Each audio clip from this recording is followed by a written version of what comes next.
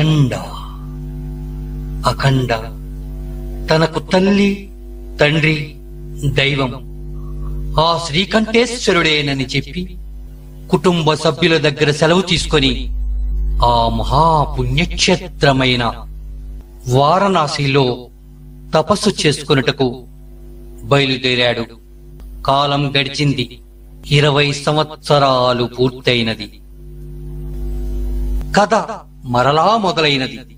పంజాబుకు చెందిన విద్రోహ శక్తుల ముఠా, ఆ ముఠా నాయకుడు బల్వేంద్ర సింగ్ హిందూ దేవాలయాలపై తన దృష్టి మరల్చాడు.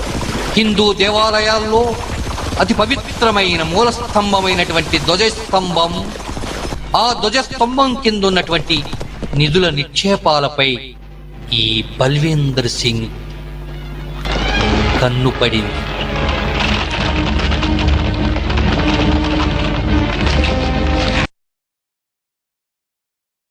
ఇక్కడ జ్యేష్ఠ వివాహ వయస్సు దగ్గర పడ్డది.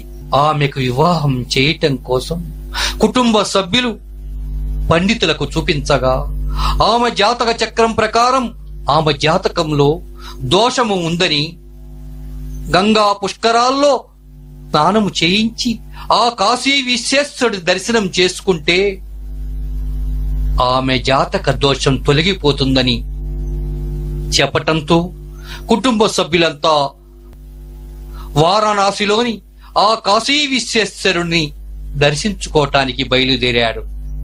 బల్వేందర్ సింగ్ ఒక స్వామీజీ చెప్పినటువంటి తాళపత్ర గ్రంథాల ద్వారా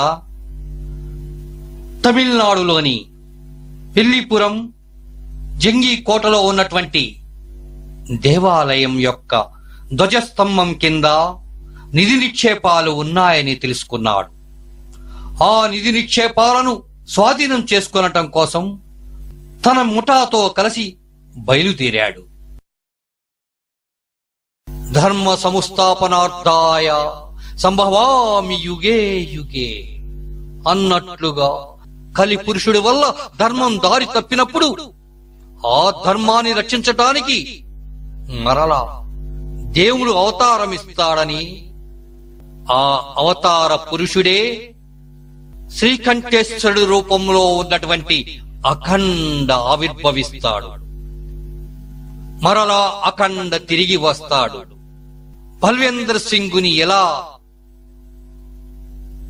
మట్టు పెడతాడు, హిందూ దేవాలయాలని ఎలా రక్షిస్తాడు, తన కుటుంబాన్ని ఏ విధంగా రక్షించుకుంటాడు అన్న విషయాలను తదుపరి ఎపిసోడ్లో మీకు నేను చూపిస్తాను. అంతవరకు ఎందరో మహానుభావులు, అందరికీ వందనములు.